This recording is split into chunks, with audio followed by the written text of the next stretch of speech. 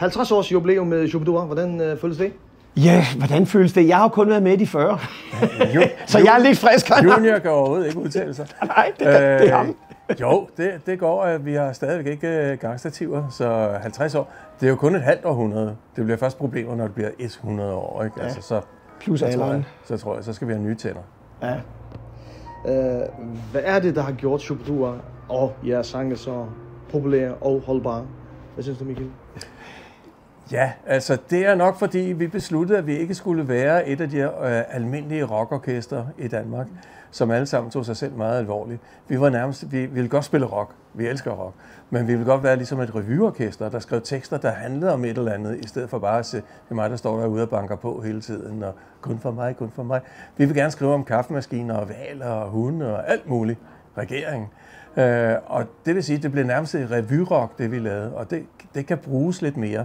Noget af det bliver så gammeldags, fordi så går regeringen af, og så vi har skrevet om Ronald Reagan. Han er død for længst, ikke? Og ingen aner, hvem han er. Og ingen aner, hvem han er. Men de holder længere på den måde, når det ligesom har et emne. Og så kan man sige, så tror jeg også, vi har gjort det der, vi netop ikke gik for meget ind i året, lad os sige 86, og så sagde, nu er det lige den ting, fordi det går for hurtigere måde. Som Denker siger, altså lave nogle ting, som ligesom lidt mere holder i dag også. Og det, altså man kan sige, Costa Kalundborg, som er om CO2 og luftforurening og alt det der. Altså, den er på en eller anden måde nærmest gået i opfyldelse, man kan sige desværre, ikke? Men sådan nogle ting. Og nu var jeg ikke lige med til at skrive den der, men man kan sige, jeg tror, det var det, der var tanken også. Altså, når jeg har været med, ikke, så har det været det der med, vi skal have noget, der ligesom kan holde på en eller anden måde. Og hvordan er det så at spille disse sange live i 2023? Hvordan er det? Jamen altså, lige når vi tager Costa Kalundborg for eksempel, ikke, som vi har spillet hele året i år, ikke, som er en, vi ikke har spillet hvert år faktisk, det er en, vi har taget på i år, der er det bare sådan, hold kæft, det er også et hit. Altså, jeg kan huske en af de første koncerter her i år på den her vores jubilæumskoncert-turné. De kunne hele teksten. Altså, og det er ikke fordi, det kan de på mange af sangene, men så tog vi lige den frem og sagde, den kunne de sgu også. Altså, så jeg synes, det er helt vildt. Altså, også fordi, så kan jeg holde lidt pause en gang imellem, hvis jeg skal rømme og sådan noget. Ikke? Så synger folk jo bare sagt. Ja, Mikkel, hvorfor går I ud og ligesom fejrer det her 50 år? Jo, fordi det er en 50-års fødselsdag. Hvem fejrer ikke en 50-års fødselsdag? Vi synes, at det skulle gøres, selvom Michael Bundesen jo desværre gik bort alt for tidligt. Og vi ville gerne have haft ham med i vores band, i stedet for at vi var med i hans band egentlig. Men sådan skulle det ikke være, og så synes vi, at vi vil godt holde fanen højt alligevel, fordi vi har de der 240 sange. Og vi har set igennem årene, inden vi nu skulle på det her, at det publikum, der kommer nogen, der er børn, der kommer nogen, der er 17, der kommer nogen, der er 30, der kommer nogen, der er 70, og de kan alle sammen teksterne. Ja. Altså, jeg ved også, at selvfølgelig, at de danske skoler, de bruger mange af vores melodier og sange som morgensang. Så jeg havde engang en papsøn, som jeg afleverede på en skole, de stod og sang, altså Alpetoppen og Wuffeli Vore og alt muligt andet om morgenen. Ikke? Så de får det ind allerede der, de små. Så det holder, og der er meget få kunstnere, der har så stort et katalog, som hele befolkningen rent faktisk kan. Det her Shu-bi-dua 2.0, fortæl os lidt lige, hvordan I har sat sammen det her band, som spiller den her turné. Ja. Jamen altså, det er egentlig et band, som sådan har fungeret som band i en del år. Så Harding og jeg har faktisk snart spillet sammen i 40 år. Kim Daugaard siger sig selv, han har været med i Shu-bi-dua siden 77. Men man kan sige, og så Kasper, som er Kims søn, han er vokset op med Shu-bi-dua, så han blev vi nødt til at have med, fordi han var den eneste, der kunne alle sangene. Du ved, når der var noget, vi ikke kunne huske, så spurgte vi bare Kasper. Ja. Det gør vi stadigvæk. Ja, korstemmer, alt. Ja, alt. Han er jo vokset op med det, ikke? Og så vores guitarist, B. Joe, og vores trommeslager Flemming Olsen, det er nogen, som jeg kendte. Og sådan har det altid været, det orkester. Jeg er kommet med i Shu-bi-dua, fordi at Hardinger, han mødte mig, og jeg kom med i Hardingers band. Og så da de skulle bruge en i Shu-bi-dua, så kom jeg med. Det har hele tiden været sådan, at det er nogen, man sådan har spillet lidt med, enten der eller meget. Ja. Kim Daugaard kom med i 1977, fordi jeg havde brugt ham på en soloplade. Ja. Og lige på det tidspunkt, så sagde Niels Grønbæk, vores gamle bassist, den originale, at han skulle til Kina eller et eller andet arbejde. Så sagde jeg, jeg har mødt en, der hedder Kim, og han har så været med lige siden. Så. Og hvordan er det så at spille med det her nye band? Ja, men der er jo det fede ved det, fordi da jeg gik ud af Shubidua i 1997, der var det sådan, der var Bonde og jeg lidt uvenner. Vi har jo arbejdet sammen i 24 år, og det er meget, meget lang tid. Og vi har boet sammen, og vi er altså med vores koner i et hus, og vi har været meget, meget tæt på hinanden. Men det blev mere og mere, Bunden blev sådan sikkerhedsnarkoman. Han ville kun spille lige det, som folk ville høre. Jeg sagde, jamen altså, nummer 1, vi skal spille nogle af de nye numre, og nummer 2, vi skal spille noget mere rock and roll. Vi skal være lidt mere knald på det. Og det var vi jo enige om, og så sagde han, så gider jeg ikke rigtigt. Og da vi så har lavet det her, så har jeg sagt, at vi skal have noget mere knald på det, og det har vi fået. Ja. Så nu er Wuffeli Vore, det er blevet rent punk, og masser af numre bliver lavet om på den måde, som jeg synes, det er sjovt at spille. Også fordi vi har nogle musikere nu, som kan spille rock and roll, virkelig. Så det er en stor fornøjelse, at de der numre har fået det der spark i røven. Og en lille sjov anekdote omkring det her med, at Dingeren gik ud i 97, faktisk lidt på grund af det her. Faktisk på grund af det her. Ikke? Jeg blev sådan lige et par år til at stoppe i 2000, men er faktisk af samme grund.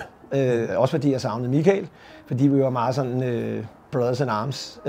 Men det var sådan, at da Bunden så desværre var blevet syg, og han havde sådan lige var blevet frisk nok til at komme ud og høre lidt musik, så kom han ud og hørte også spille. Faktisk ude i Vanget, hvor Dingeren er vokset op, og nærmest hans baghave.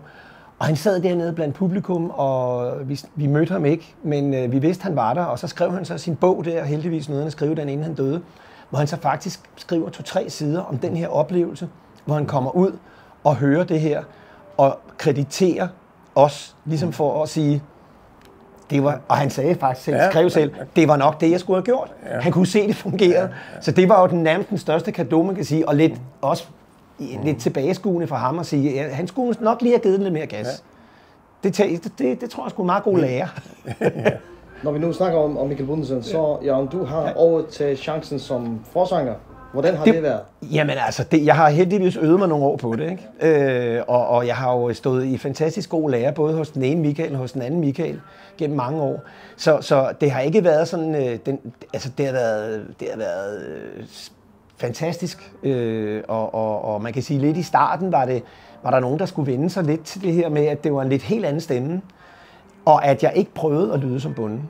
Ja, det har vi gjort meget ud af, at vi vil ikke lave en Bunden. Vi vil ikke have en Bunden-kopi. Der er mange Shubidua-bands derude, som spiller Shubidua-kopi. Altså. Og de har alle sammen prøvet at finde en, der sådan, ligesom skal lyde som Bundesen. Og det synes jeg er lidt synd for Bundesen, og det kommer aldrig til at lyde som Bundesen, fordi han var en enestående sanger. Så derfor, ligesom vi spiller lidt mere rock and roll, så skifter vi også på lydbilledet på en eller anden facon. Og Jørgen synger meget højere, end Bunden gjorde til sidst. Fordi da vi startede Shubidua, der sang Bunden jo, her Valen Valborg, og da han her til sidst, inden han blev syg, så her Valen Valborg. Så han sang jo meget, men nu er vi faktisk tilbage, hvor vi synger faktisk, altså Valen Valborg er i originaltonarten, sådan som Bunden sang den dengang, og den ligger perfekt til mig. Altså, Bunden var bariton, og jeg er tenor, så man kan sige, det er lidt, men vi gør meget ud af det, og jeg gør meget ud af ikke at prøve at være den der, skal prøve at lyde som ham, eller se ud som ham, eller gøre som ham. Der er nogle ting i showet, som vi stadigvæk gør, som Bunden også gjorde. Og det er ligesom det er sgu lidt en hyldest til ham. Ja. Du ved, når vi siger, Shubidua, den forsvinder ikke. Den er der. Så længe vi spiller Stærk Tobak, så gør vi sådan. Og det er fedt. Altså. Så. Og nu så kommer I tilbage til Færøerne for at spille det store jubilæumsshow. Ja. Hvordan er det at skulle tilbage til Færøerne? Jamen, det er da helt fantastisk. Ja, jeg glæder mig helt vildt. Ja. Vi har været der før, og det var afsindigt morsomt. Ja. Det var det. Vi forstår at feste. Ja, og vi var deroppe første gang i 84 sammen. Ja, 84. Med Hardingers... forladt et lille setup. Ja. 9-mandsband og sådan noget. Det var... Det er en af de ting, det er et af de job, vi ofte snakker om i bandbussen. Ja. Der var så meget knald på de der 3 dage, vi var der. Og det var helt vildt. Og det ved jeg godt, vi er blevet 40 år ældre og alt muligt, og det er vores publikum også. Men vi prøver at lave en fest, der er lige så stor som dengang. Så det kan godt være, at vi går lidt tidligere i seng, end vi gjorde i 84. Men you never know. Det ved man aldrig. Nej, vi glæder os i hvert fald. Og hvad skal det færøske publikum forvente af koncerten 25. november? Ja, de skal forvente, at der kommer en masse sange, som de forhåbentlig kender, og vi forventer af dem, at de synger med, simpelthen, fordi det er meget vigtigt for os, for ellers bliver vi rigtig kede af det. Ja. Og så skal de forvente, at det bliver mere rock and roll, end det ligger på pladerne med Shubidua. Og man kan sige, vi har jo taget TV-lægen med, som har været vores vært hele året, og han så kommer jo også til at fortælle små anekdoter mellem numrene. Ja. Så vi kommer til, vi spiller omkring, vi rører ved 42 numre. Vi er næsten lige så gode som Madonna. Ja. Hun kommer også omkring mange, du har lige selv været inde og høre. Hun har bedre bryster end os. Men, ja, det har hun, men det kan jeg nå for lavet. Ja, der er alligevel en måned til, vi skal derop, ikke? Ja. Men vi kommer igennem en del af Shubiduas repertoire, og så har vi jo en ny sang med, som vi har spillet, som handler om vores egen fødselsdag, som vi selv har skrevet. Vores egen Guld og grønne skove. Så den tager vi også med. Ja.